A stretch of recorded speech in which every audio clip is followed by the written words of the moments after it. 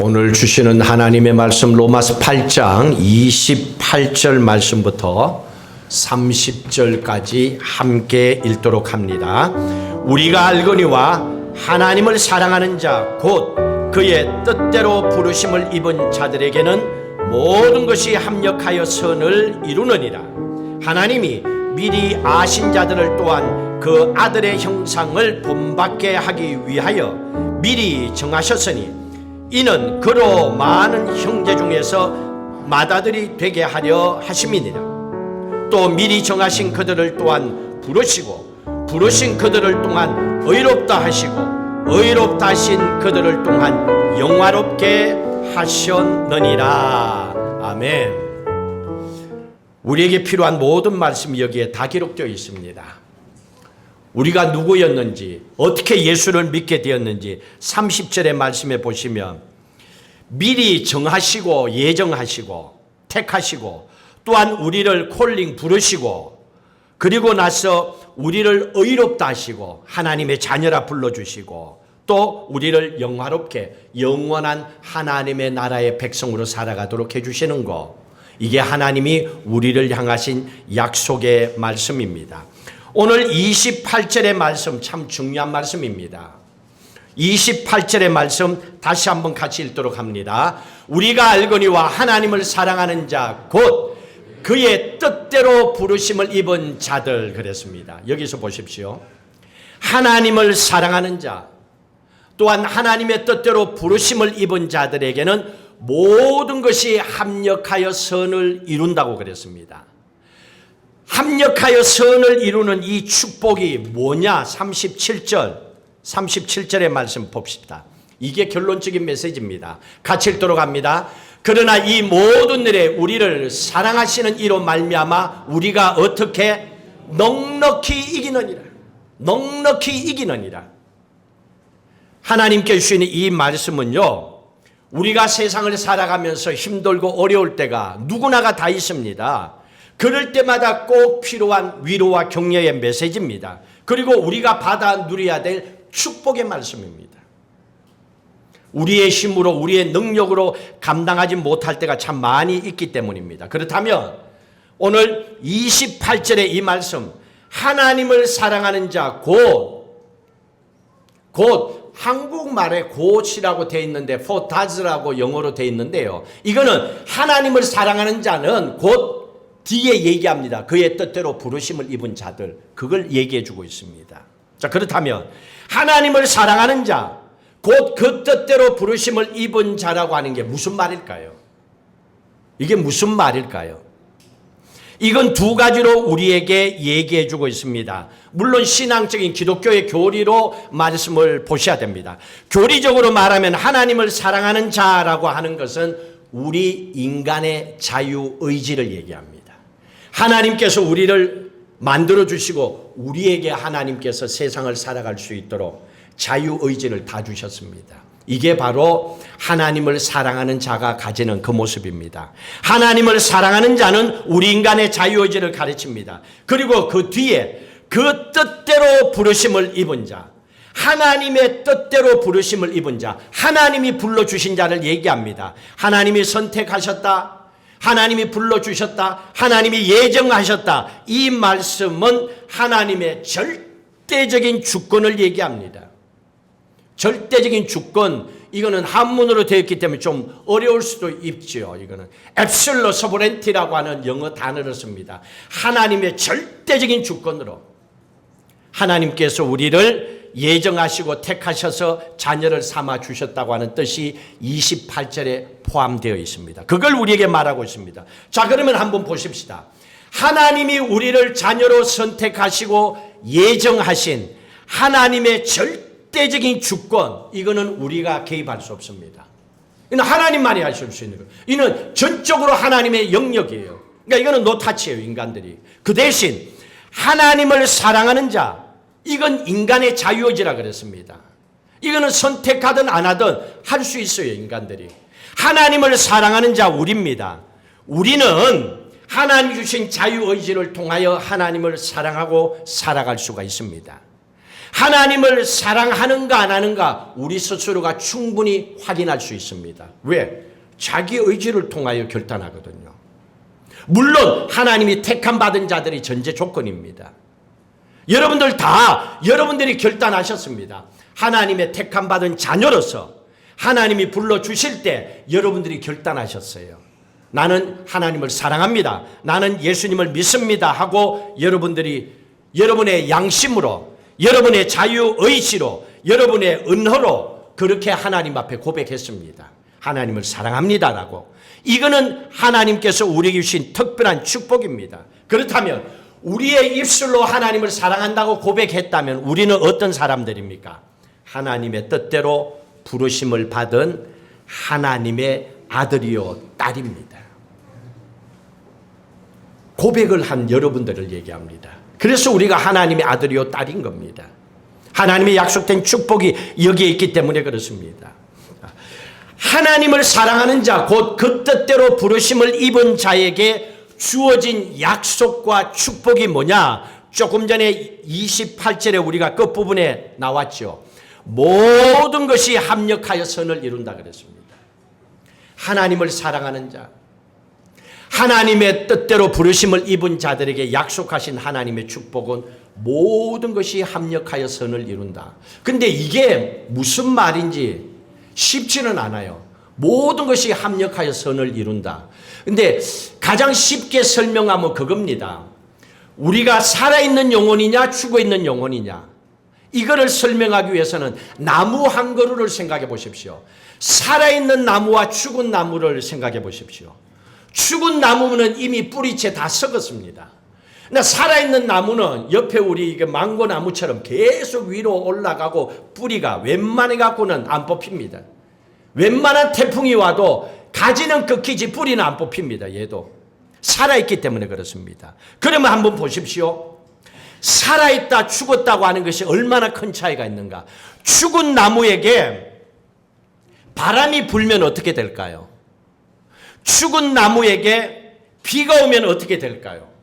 죽은 나무에게 바람이 불면 그 나무는 쉽게 쓰러져 버립니다. 죽었기 때문에. 그리고 비가 옵니다. 그러면 죽은 나무는 더 빨리 썩어버립니다. 해가 너무 쨍쨍하게 뜨면 죽은 나무는 어떻게 될까요? 빨리 바싹 말라버립니다. 죽었기 때문입니다. 그런데 죽은 나무에게 만약에 기름을 계속 준다고 해보십시다. 그러면 어떻게 될까요? 기름을 주면 좋은 것 같지만 아니에요. 분해돼 갖고 있는 것조차도 다 없어져 버립니다. 죽었기 때문에. 그러니까 얘에게는, 죽은 나무에게는 모든 것이 그 어떤 것도 도움이 하나도 안 됩니다. 합력하여 선을 이룰 수가 없습니다. 그런데 살아있는 나무에게는 모든 게 도움이 됩니다. 똑같이 한번 적용시켜 보십시오. 살아있는 나무에게 바람이 불면 뿌리가 어떻게 될까요? 안 뽑히려고 얼마나 뿌리가 든든하게 내리고 있는지 몰라요. 지난번 마와르 태풍 왔을 때 얘 망고나무 옆에 있는데 얘요 얼마나 세게 불었는지 옆에 가지가 날아갈 정도거든요. 그런데 뿌리는 더 버텨요. 안 뽑히기 위해서 더 든든하게 내립니다. 비가 뿌리면 어떡할까요? 그냥 마시고 더 싱싱하게 나무가 자라죠. 햇빛이 강하게 비치면 어떨까요? 망고철에 열매가 맺히면 열매가 더 많이 당도 있게 맺힙니다. 햇빛 때문에. 그러면 거기에다가 썩은 음식물, 찌꺼기나 닭똥이나 뭐 이런 부분들을 부어준다고 해보십시다. 그러면 그 결과가 어떻게 될까요? 썩은 나무에게는 독이 돼요. 그러나 살아있는 나무에게는 영양분이 되어가지고 더 잘 자라게 하고 열매를 맺게 하고 망고의 당도도 훨씬 더 높여줍니다. 우리 집에도 저 뒤에도 보면 저게 무슨 나무지? 드래곤플루가 있는데 저기에 개도 막 음식 뭐 이런 거 있잖아요. 갖다 줘봐요. 얘가 막 열매도 먹고 얼마나 단지 몰라. 이게 살아있기 때문에 그런 겁니다. 살아있기 때문에. 그래서 이런 살아있는 나무에게 주어지는 모든 것, 죽은 나무에게는 해가 돼요. 도움이 하나도 안 돼. 근데 살아있는 나무에게는 모든 것이 합력하여 더 좋은 열매를 맺고 당도가 풍부한 열매를 거두도록 해주는 거예요. 이게 모든 것이 합력하여 선을 이룬다는 거예요. 그리스도인들도 살아있는 영혼을 가지고 살아가는 사람들에게는 세상에 그 어떤 고통과 고난이 있다 하더라도 힘들고 아프지요. 그렇지만은 살아있는 하나님의 백성 영혼들은 결국 이 모든 아픔이 도리어 하나님이 사랑하는 축복으로 하나님의 부르심을 받은 자로 하나님께서 모든 것이 그 사람에게 유익하도록 축복해 주신 거예요. 그러니 우리 그리스도인들에게 있어서 고난이라고 하는 것은 절대로 실패가 아니에요. 끝이 아니에요. 하나님은 더 큰 축복을 우리에게 부어주시는 거예요. 그래서 여러분들이 간증을 하는 거예요. 여러분들이 교회를 다니면서도 간증을 왜 못하는 줄 알아요? 교회만 다녔으니까. 내가 만난 하나님이 없으니까. 목숨 걸고 끝장 보는 기도를 해본 적이 없으니까. 그러니까 뭐 하나님이 어떤 분인지 내 인생에 뭐 내가 만난 게 없잖아요. 그런데 무슨 신앙의 고백이 나오겠어요? 그게 아니라는 얘기예요. 불가능한 가운데 모든 걸 이루어 주시는 그 하나님을 한번 만나보세요.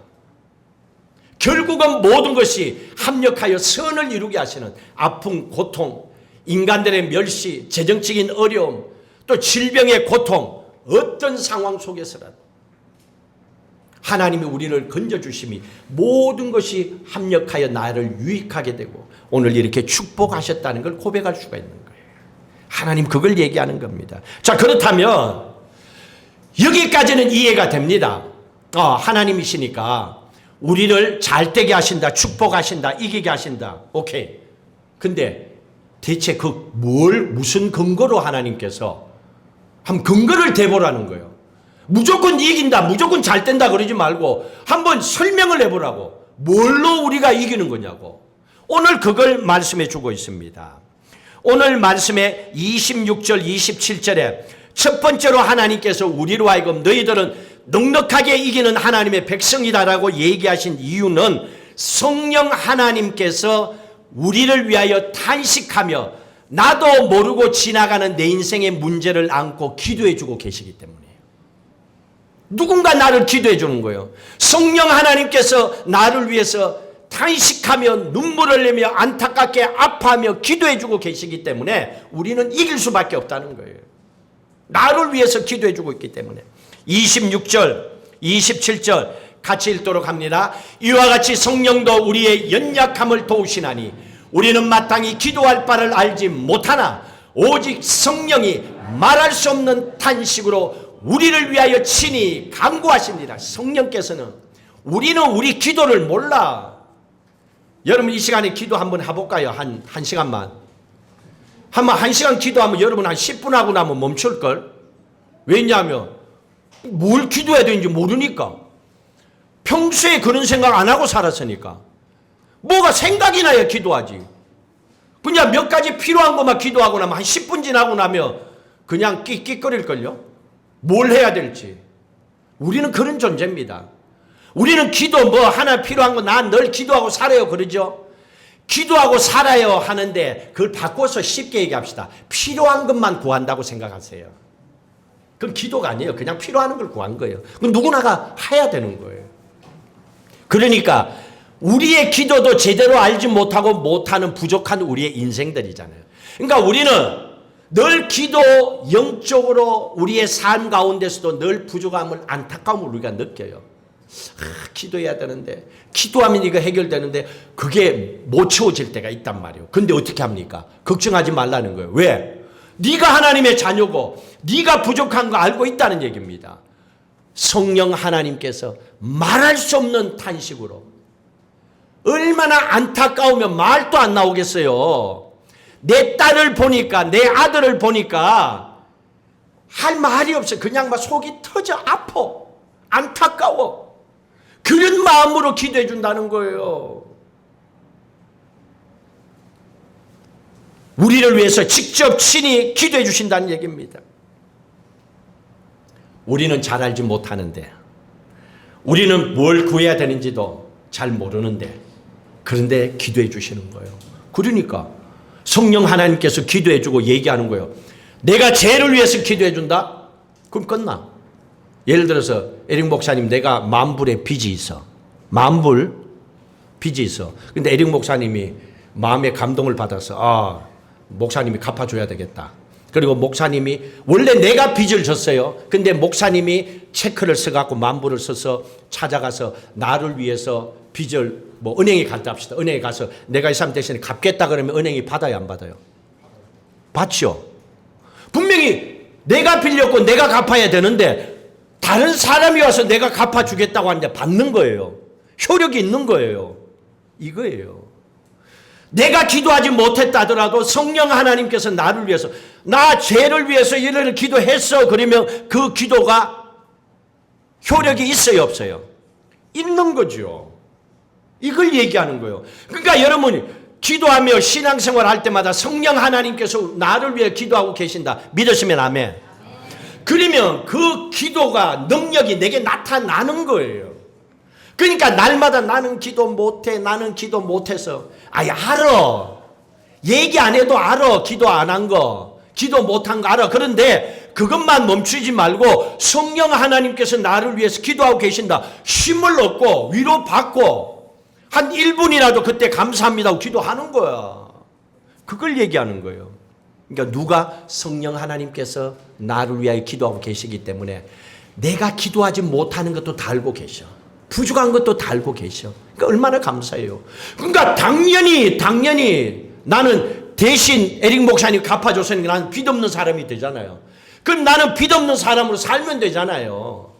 그 하나님께, 성령 하나님께서 우리를 위해서 기도해 주시니까 우리의 문제는 해결된 거예요. 그러면 감사함으로 살아가면 되는 거예요. 그럼 우리는 당연히 넉넉하게 이기는 거죠. 넉넉하게 이기도록. 27절도 한번 읽읍시다. 마음을 살피시는 이가 성령의 생각을 아시나니 이는 성령이 하나님의 뜻대로 성도들을 위하여 기도하십니다. 성령 하나님께서 하나님 아버지의 뜻대로 우리의 필요한 것을 다 구하는 거예요. 그러면 우리의 필요한 게 채워질까요, 안 채워질까요? 채워짐을 믿으시면 아멘. 믿으면 구해야죠. 믿으면 구해야지. 어떻게 해야지 하지 말고 힘든 거를 구하는 거예요. 도와달라고, 해결해 달라고 하나님께 기도하는 거예요. 그러니 성령 하나님께서 나를 위해서 아파하며 기도해 주시니까 당연히 우리는 넉넉하게 이기지요. 두 번째로 우리가 넉넉하게 이길 수밖에 없는 것은 8장 31절의 말씀. 8장 31절의 말씀 함께 읽도록 합니다. 그런즉 이 일에 대하여 우리가 무슨 말하리요? 만일 하나님이 우리를 사랑하시면 누가 우리를 대적하겠는가? 예수님께서 독생자 예수 그리스도까지 하나님께서 우리를 위해 주셨어요. 하나님 아버지께서 독생자 예수 그리스도 아들까지 우리를 주셨기 때문에 우리를 위해서 다른 무엇을 왜 못 주겠냐는 거예요. 그러니 우리는 이길 수밖에 없다는 거예요. 하나님을 대적할 수 있는 세상에 그 무엇도 없기 때문에 그런 거예요. 세상을 만드신 분이고 마지막에 세상을 심판하실 가장 강력한 존재가 하나님이기 때문에 그 하나님께서 내 아버지가 되시기 때문에 그런 거예요. 그러니까 여러분 기도할 때 하나님 아버지라고 기도하잖아요. 내 아버지. 아버지면 믿어야지. 근데 하기야 여러분 가정에서 내 아버지가 나에게 별로 도움이 안 된 사람들도 있겠죠. 아버지는 매일 그냥 만나면 돈 좀 줘봐. 딸 돈 벌으면 돈 줘. 이러면 이제 그 아버지는 이제 머리 아프지. 그럼 그 아버지는 싫으니까 교회 와서도 하나님을 아버지라고 안 부르고 싶지. 그럼 어떻게 불러? 그럼 몰라 나도. 아버지로 불러야 되는데 그게 마음이 아프니까 그럴 수 있겠죠. 근데 하나님은 내 아버지야. 평균적으로 보통 아버지는 자녀를 위해서는 모든 걸 다 줘요. 모든 걸 다 줘요. 아버지는 뼈 빠지게 밤낮으로 일하고 수고하지만은 자녀들이 원하는 건 다 해줘. 야 환희, 네 원하는 거 엄마가 해줘 안 해줘? 근데 쥐가 능력도 없으면서 엄마한테 얘기만 한번 해줘. 얼마나 좋아요. 이게 아버지가 엄마가 있기 때문에 그런 거예요. 하나님이 나에게 그런 분이라는 얘기입니다. 하나님께서 독생자 예수 그리스도 내 사랑하는 아들도 줬는데 내가 너에게 뭘 못 주겠니?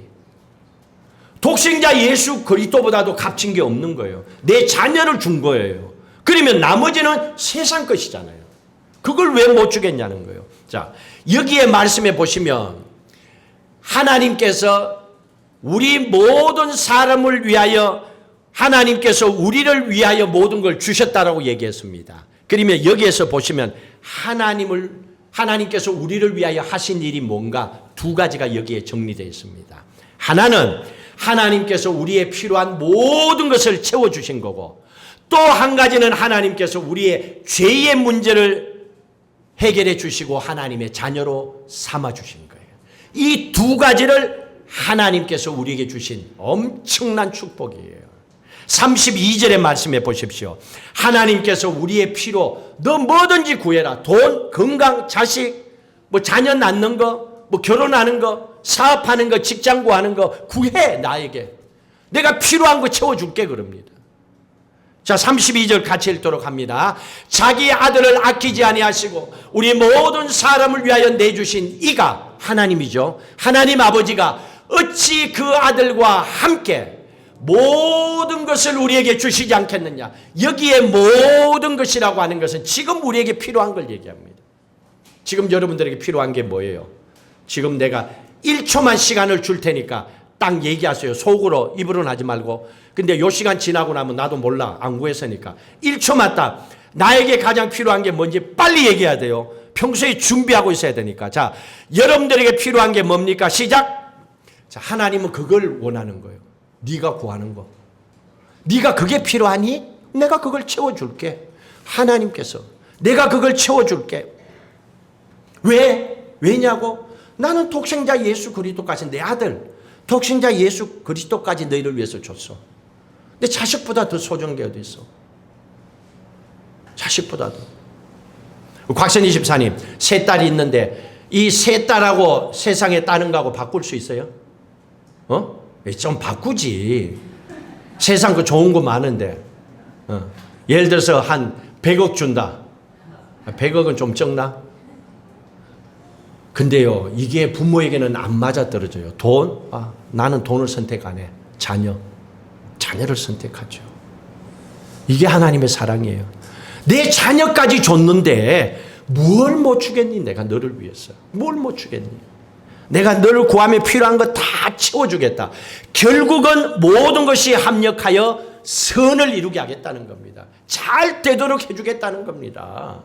뭐든지 구하라는 얘기입니다. 또 하나는 죄의 문제를 해결해 준다 그랬습니다. 사람이요, 이 죄의식, 죄책감 여기 묶이면 자유함이 없어요. 이거는요, 사람을요 병들게 만들어요. 기쁨을 빼앗아 갑니다. 33절, 그런데 하나님께서는 이렇게 우리를 해주셨어요. 33절 같이 읽습니다.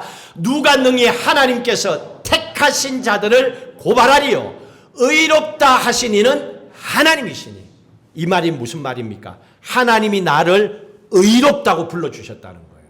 하나님이 나를 의롭다고 불러주셨는데, 하나님이 나를 택하셨는데 누가 고발하고 태클 걸고 누가 나를 무너뜨려? 안 돼. 절대 있을 수 없다는 거예요. 하나님이 책임지고 막아주겠다는 얘기입니다. 이 죄의 문제는요, 생각해 보세요. 죄가 있는 곳에는요, 저주와 심판과 죽음뿐입니다. 여기는 자유함이 없습니다. 넉넉히 이긴다, 선을 이룬다, 합력하여 선을 이룬다, 이런 거 없어요. 죄에는 망하는 것밖에 없어요. 그런데 하나님께서는 우리를 어떻게 하셨습니까? 의롭다라고 우리를 불러주신 거예요. 근데 실제로 내가 의로우냐? 아니에요. 여러분들 가운데 나는 의롭다, 자신 있게 하나도 나는 솜털만큼도 나는 전혀 부족한 게 없다 할 수 있는 사람 몇 명이 있을 것 같아요? 우리는 다 부족해요. 내 스스로도 의롭다고 얘기하기는 참 부족하거든요. 그런데 어떻게 하셨습니까? 하나님께서 나를 의롭다라고 불러주셨어요. 이게 기독교 교리로 칭의라고 그랬죠. 하나님께서 우리를 하나님의 자녀로 의인이라 불러주신 거예요. 하나님이 그렇게 택하신 거예요. 하나님이 나를 어답터 자녀로 하나님께서 받아주신 거예요. 그렇기 때문에 끝난 거예요. 아버지가 사인하고 너는 내 딸이야, 너는 내 아들이야, 너는 이제부터 의인이야, 너는 하나님의 아들이야, 딸이야라고 했기 때문에 그 누구도 이거를 빼앗아갈 수가 없는 거예요. 하나님은 그걸 우리에게 얘기해 주고 있는 겁니다. 이유가 뭡니까? 내가 너를 택했다는 것 때문에. 네가 지금 예수 그리스도의 십자가 밑에 있기 때문에, 네가 하나님의 자녀가 되었기 때문에, 그래서 하나님께서는 저주와 심판이 아니라 모든 것이 합력하여 선을 이루어 승리하게 해주겠다. 그게 하나님의 약속인 거예요.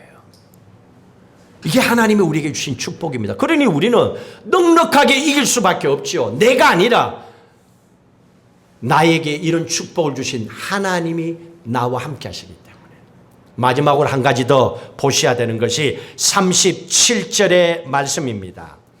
나를 위해 십자가에 죽으시고 다시 부활하시고 살아나신 예수 그리스도께서 우리를 사랑하시기 때문에 그렇습니다.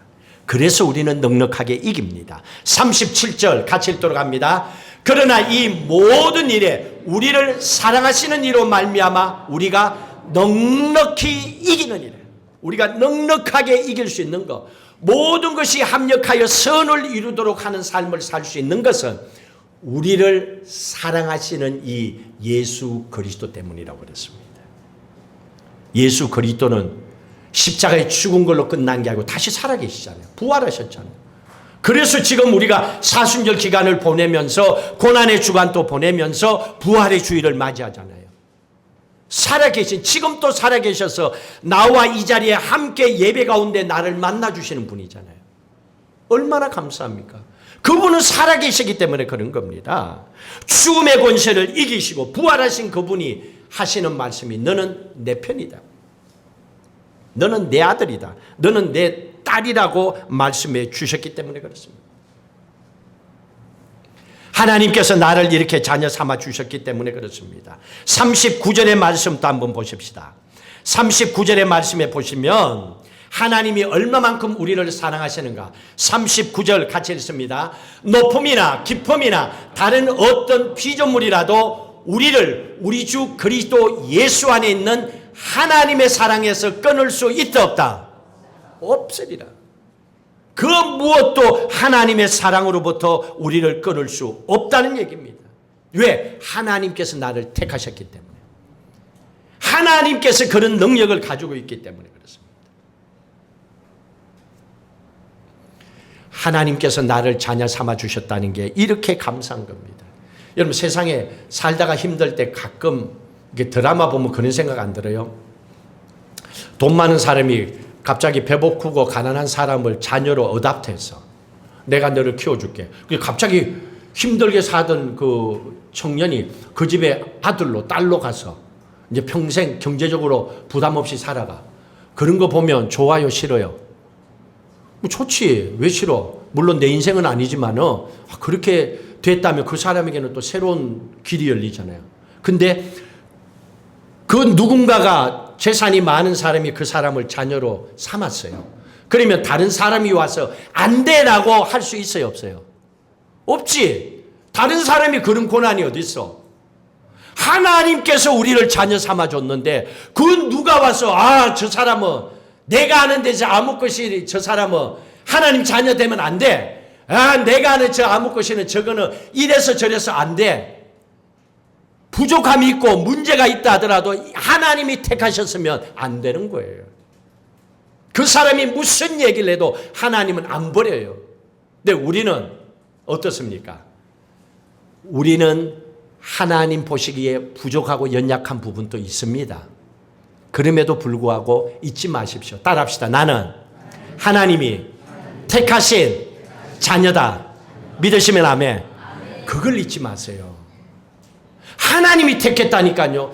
내가 택하면 언제든지 잘려나갈 수 있어. 근데 하나님이 보증 서서 너는 내 딸이야 아들이야 하고 탁 택했기 때문에 그 무엇도 이걸 빼앗아갈 수 있는 힘이 없어요. 법적으로 효력이 없는 거예요.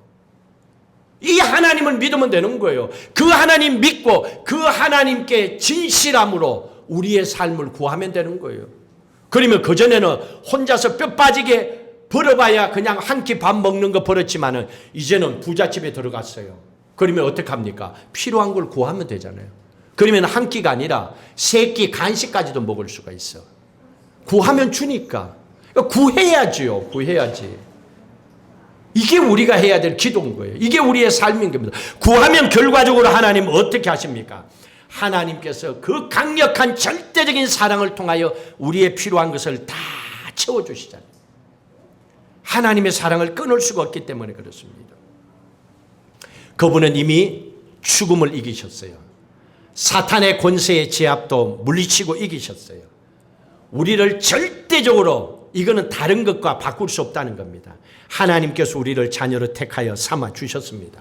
그러면 이제 우리에게 남은 건 뭡니까? 승리밖에 없죠. 이기는 것밖에 없는 거예요. 그러면 하나님의 자녀들은 그 어떤 상황 속에서도 하나님의 자녀라는 걸 믿고 또한 하나님께서 우리를 도와주신다고 하는 확신을 가지고 믿음으로 구하고 살아가면 반드시 승리함을 믿고 사시길 주의 이름으로 축복합니다. 결론을 지읍시다. 오늘 말씀에는 성부, 성자, 성령 하나님, 삼위일체 하나님이 다 나왔습니다. 그 하나님께서 우리와 함께 하시기 때문에 우리는 반드시 이긴다고 그랬습니다. 첫 번째로 드린 것이 성령 하나님입니다. 성령 하나님께서 우리를 위하여 탄식하고 우리를 위하여 기도하고 계시기 때문에 우리는 반드시 이깁니다. 그리고 성부 하나님께서 우리의 필요한 것을 다 공급해 주시고 우리의 죄의 문제도 다 해결해 주셨기 때문에 의롭다고 하나님의 자녀가 되었기 때문에 우리는 반드시 이기고 승리함을 믿으셔야 됩니다.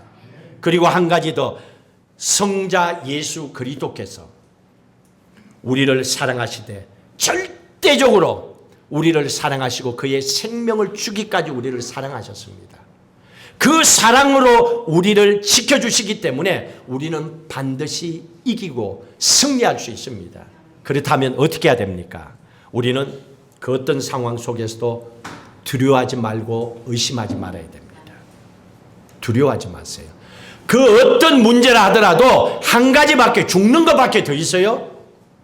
죽는 것 빼고는 두려울 게 뭐 있어요? 좀 더 오래 살고 싶어서 그런 거지. 그러면 안 아프고 건강하게 살다가 주님 품에 가게 해달라고 기도해야지요. 여러분 두려워할 게 뭐 있어요? 어차피 마지막은 죽음인데, 죽으면 우리는 끝나는 것이 아니고 천국 가서 다 만나잖아요. 한번 옆에 계신 분 한번 보세요. 천국 가면 만날 수 있는 마음을 가졌나? 불안해하는 거 한번 보세요. 자, 옆에 있는 분들 인사합시다. 천국에서 만납시다. 기분 안 좋은 사람 있어요? 이거잖아요. 우리는 다시 산다니까요. 천국에서 만난다니까요.